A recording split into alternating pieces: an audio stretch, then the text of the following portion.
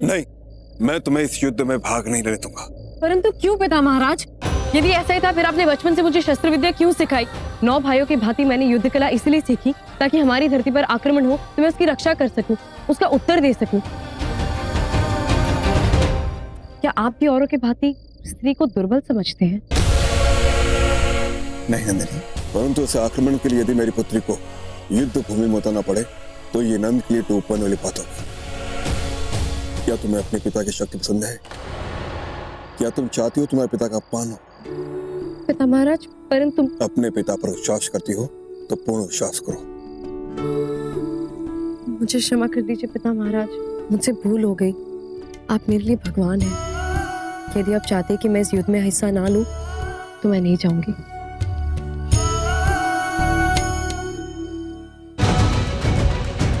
आपने मुझे इस भांति क्यों खींचा? क्योंकि तुम अपनी मृत्यु का आमंत्रण देने जा रही थी। मृत्यु तो आज उस नंदिनी की होनी थी। यदि वो नंद बीच में ना आता तो तुम उसे मारोगी? क्यों नहीं? नंद को सबसे अधिक प्रिय है ना वो। जिस नंद ने मेरी माँ को इतने वर्षों तक बंदी बना के रखा, इतने वर्षों तक मुझसे दूर रखा, उसी नंद की सबसे प्रिय चीज मैं उससे छीन लेना चाहती हूँ। बंदी बनाकर रखा? हाँ मामा, माँ यही है। पाटलिपुत्र के कारागार में मैंने खुद उन्हें अपनी आंखों से देखा।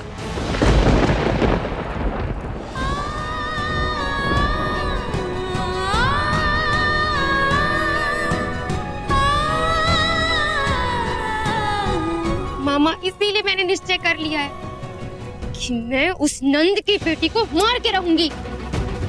नहीं, धैर्य से काम लो। क्या चाहती हो? इतने वर्षों के पश्चात जिस माँ से मिली हो वो तुम्हारे सामने मर जाए। ये समय क्रोध से काम लेने का नहीं। मरना तो है ही नंद और उसके परिवार ने, पर हमें उचित समय की प्रतीक्षा करनी होगी। चलो।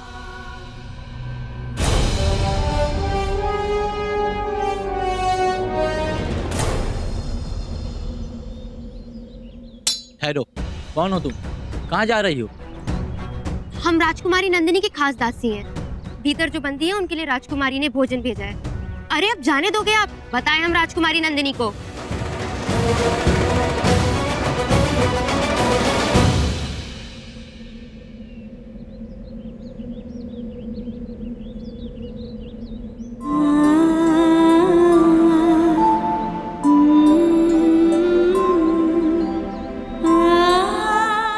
क्या हुआ? क्यों रो रही हो? महाराजा शकुनी के बारे में बात करनी थी। यदि कभी शत्रु के आक्रमण के कारण या किसी भी कारण एक दूसरे से बिछड़ना पड़े तो पहचान कर भी हमें अनजान रहना होगा, ताकि हम एक दूसरे से मिल सके और इस बात का शत्रु को भान तक न हो। परंतु कैसे मुरा दीदी? इसके लिए हमें कुछ शब्द संकेतों का प्रयोग करना होगा, जैसे कि महाराज शकुनी। स्मरण रहेगा ना? महाराज शकुनी। महाराज शकुनी।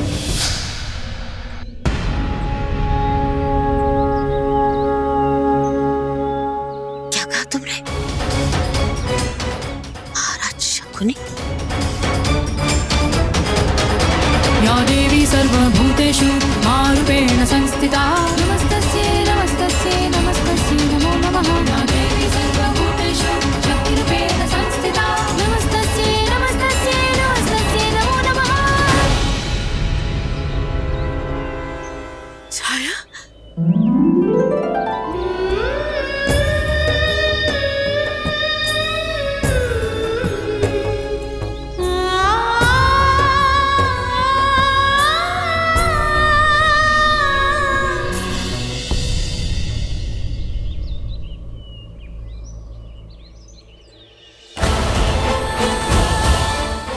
क्यों आई हो तुम यहाँ? मरना चाहती हो या उस नंद के पास का शिकार बनना चाहती हो तुम? जाओ जाओ शीघ्र यहाँ से बहुत दूर चले जाओ। मुझे तो लगा था कि पिताश्री की तरह आपको भी खो दिया है, परंतु आप जीवित हैं।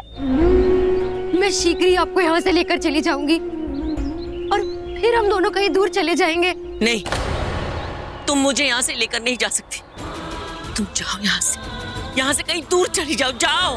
मैं आपको इस दशा में छोड़ के नहीं जाऊंगी। अगर किसी को यहाँ पता चल गया कि तुम मेरी पुत्री हो तो बहुत बड़ा अनर्थ हो जाएगा। जाओ यहाँ से, जाओ जाओ। कह दो नंद की पुत्री से मुझे कुछ नहीं चाहिए। मैं अगर जीवित हूँ तो केवल उस नंद के वंश का विनाश देखने के लिए। जाओ कह दो, मगध का विनाश एक दिन होकर रहेगा। जाओ जाओ।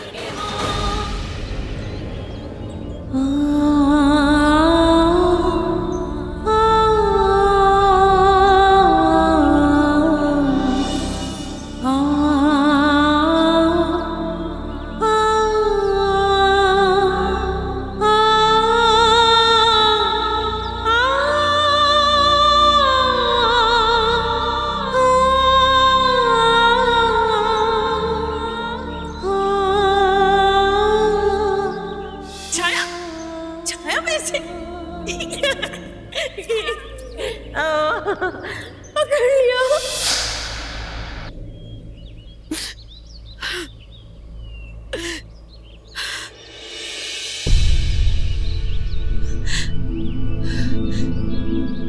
धन्य प्रभु, धन्य। कम से कम इसे तो जीवित रखा।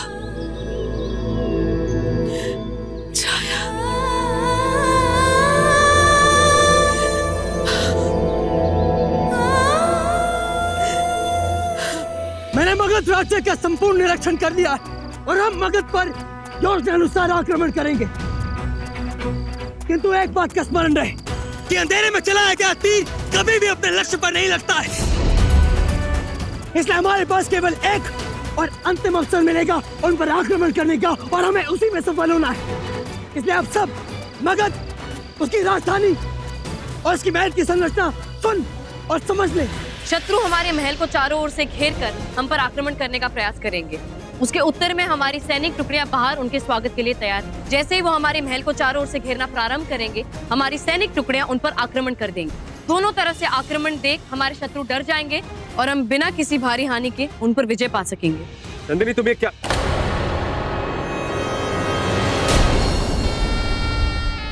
बोझ? नंदिनी, मैं नंदिनी की योजना से सहमत हूँ।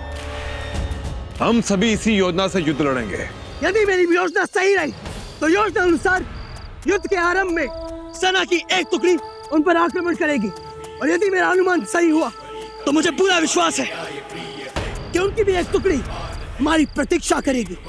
तब हम उन पर पीछे से वार करेंगे पूरी शक्ति के साथ। हम उन्हें घेर कर उनका अंत कर देंगे।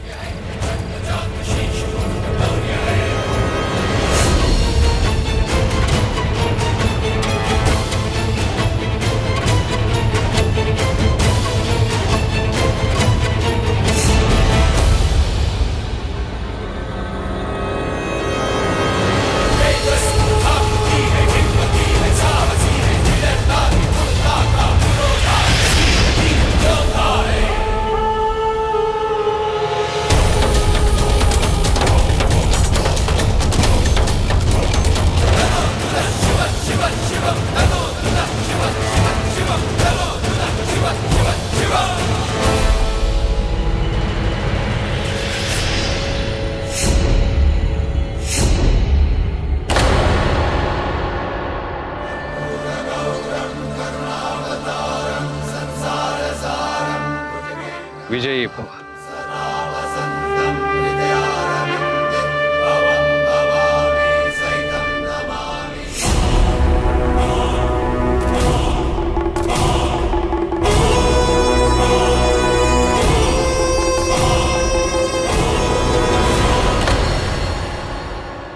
नंदनी, आज तुम मुझे तिलक करोगी क्योंकि तुम मेरे और उस राज्य दोनों के लिए भाग्यशाली हो।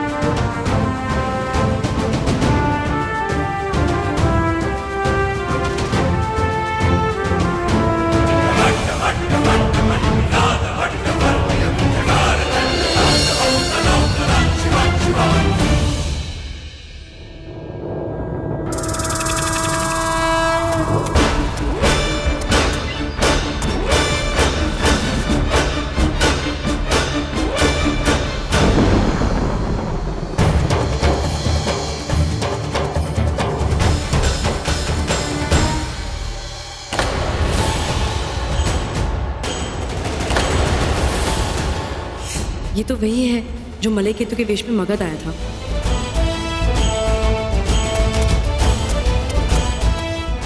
मैं राजा पर्वतक का पुत्र कुमार मलय केतु। परंतु आप यहाँ क्या कर रहे हैं? अब इसमें भी दोष इस महल की सुंदरता का है। इसे देखते ही देखते मैं कब अपने मार्ग से भटक गया, पता ही नहीं चला। आप समझ आए इसके राज्य भवन में आने का उद्देश्य क्या था? कि मगध राजभवन की सुरक्षा व्यवस्था जानने आया था।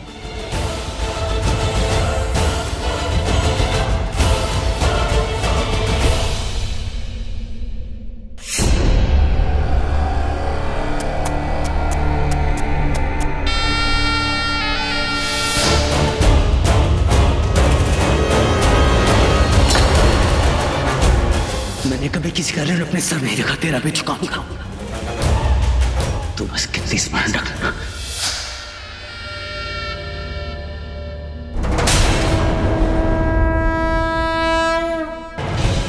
तुमने स्वयं मगध के महाविनाश को आमंत्रित किया है। आज तुमने जिसे भिक्षुक कह के अपमानित किया है, वही एक दिन तुम्हें अपने प्राणों की भिक्षा मांगने पर विवश कर देगा। मूषक जैसे मुख वाला विदूषक। अपनी भिक्षा लो और जाओ यहां से।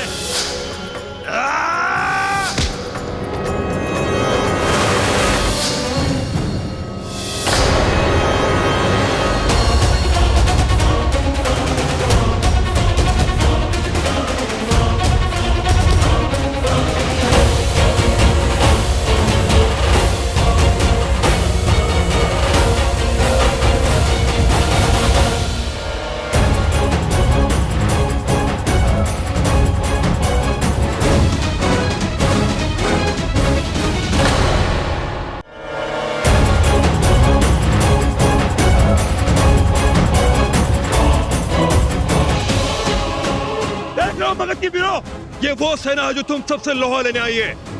एक बहरूपिया और एक दरिद्र ब्राह्मण और कुछ छोटे मोटे डाकू जिनका स्थान मगध के बंदीगृह में है, और कुछ छोटे मोटे राजा जो मगध के द्वारपाल बनने में भी सक्षम नहीं है। ये वो सेना है जो महापद्मानंद और उसकी महासेना को जीतने का स्वप्न लेकर आई है।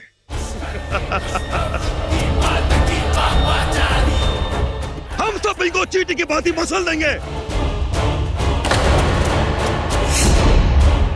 उस दिन तो तू बच गया था पैरों पे, परंतु आज तेरी मृत्यु ने तुझे मेरे समक्ष खड़ा कर दिया है। मेरी पुत्री का अपहरण किया था तूने। मेरी राजनंदिनी का स्वयंवर स्थित हुआ था तेरे कारण। आज तुझसे मैं गिन गिन के प्रतिशोध लूंगा।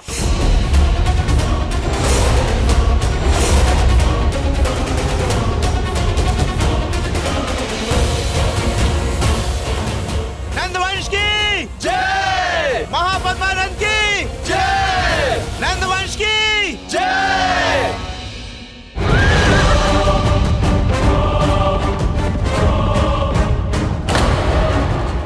देख रहे हो भाइयों, ये वो कमंडी राजा है जिसका आज हमें अंत करना है।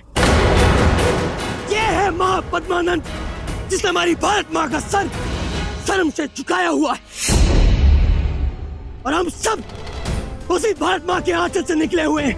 वनों से, पर्वतों से, भिन्न भिन्न राज्यों से हम सब यहाँ एकत्र हैं। ना ही हमारी भाषा एक है, ना ही हमारी बोली एक है, ना ही हम एक ध्वज के तले हैं, किंतु जो एक बात हम सब में समान है वो ये है कि हम सब हमारी भारत माँ की संतान हैं। और आज युद्ध भूमि में हम एक सैनिक की तरह नहीं, बल्कि भाइयों की भांति युद्ध भूमि में युद्ध लड़ेंगे और महापद्मानंद और इसके वंश का विनाश करेंगे। क्योंकि अपनी आंखों पर लालच की पट्टी बांधे इन राजाओं का केवल एक धर्म है, वो है धन। वो है अपनी प्रजा का विनाश और खुद का विकास। और मेरे आचार्य चाणक्य की नीति अनुसार ऐसे राजाओं का विनाश होना चाहिए। इसलिए आज हम सब मिलकर अपनी भारत मां का ऋण चुकाएंगे अपनी भारत माँ का कर्तव्य पूरा करेंगे। तो क्या हम सब तैयार हैं?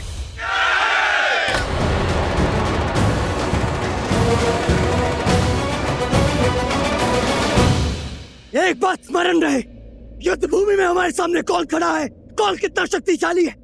क्या हम युद्ध भूमि में टिक पाएंगे या नहीं, ऐसा कभी मत सोचना, क्योंकि जब भी किसी माँ पर संकट आया है तो उसका एक अकेला बच्चा ही पूरी सेना के बराबर है। मैं कहता हूँ कि जो माँ पे कुदृष्टि डाले उन शत्रुओं के गांव तक ललकार भी पहुंचनी चाहिए। किंतु आज हम यहाँ सहस्त्रों में इकट्ठ रहे, तो आज हमारी माँ के आत्मसम्मान की रक्षा करने से हमें कोई नहीं रख सकता। और स्मरण रहे कि मैं कोई राजा नहीं, इस समय आने पर अपनी प्रजा को छोड़कर चला जाएगा। मैं आप सबका भाई हूँ और भाई की तरह युद्ध भूमि में लड़ूंगा। मैं आप सबकी ढाल बनूंगा, मैं आप सबका शत्रु बनूंगा। हम सब एक हैं, एक सबके लिए और सब एक के लिए। और एक ऊंचे स्वर में अपने शत्रुओं को बता दो कि आज हम अपनी माँ की आन, उसकी बान और उसकी शान के लिए लड़ेंगे। आज हम उसकी रक्षा के लिए लड़ेंगे। चंद्र की जय, चंद्र की जय।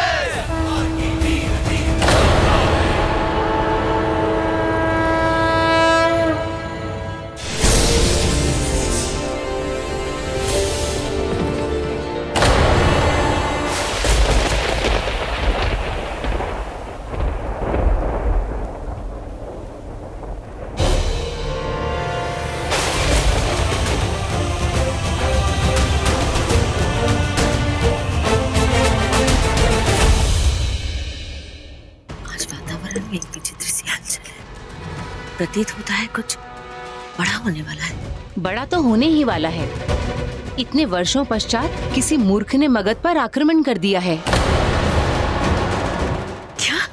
मगध राज अपने पुत्रों समेत युद्ध में गए हैं। आज का ये युद्ध हम सबके भाग्य को निश्चित करेगा कि महाराज नंद अपने सिंहासन पर बने रहेंगे या फिर वो आक्रमणकारी मगध को हथिया लेगा। किसी ने नंद को ललकारा है। समय बदल रहा है, समय बदल रहा है। परंतु किसने नंद को ललकारा? उसी युवक ने जिसे तुमने कारागृह से भागने में मदद की थी। क्या किया तुमने? उसका इनकार तो है जो मगध के सिंहासन का पात्र नहीं है।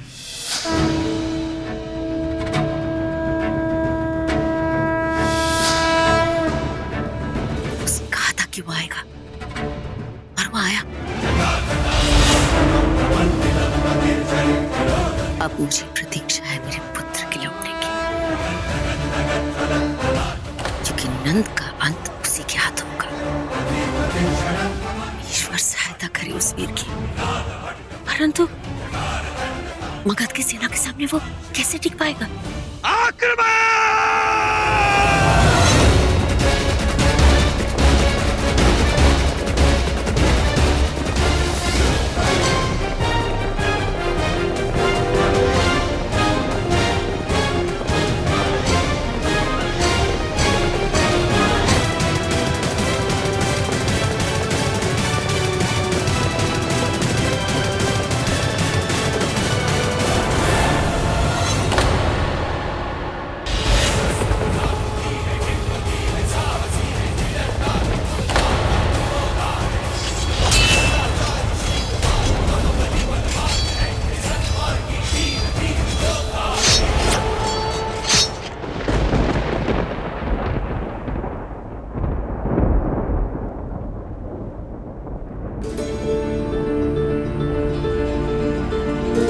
तू आने में जितना धीरज दिखा रहा है ना चंद्र, उससे कहीं अधिक धीरज से मैं तेरी राह देखूंगी। जो आशीर्वाद मैं तुझे सदा देती हूँ, वो आशीर्वाद मैं आज एक युवक को देना चाहती हूँ,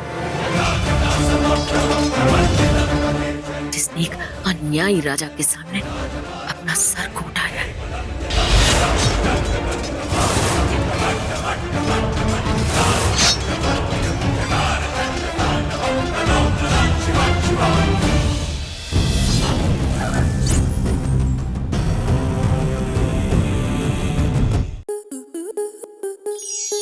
आपके मनोरंजन पर अब नहीं लगेगा कोई ब्रेक। स्टार प्लस के बेहतरीन शोज देखने के लिए लाइक, शेयर और सब्सक्राइब करें स्टार प्लस यूट्यूब पेज को।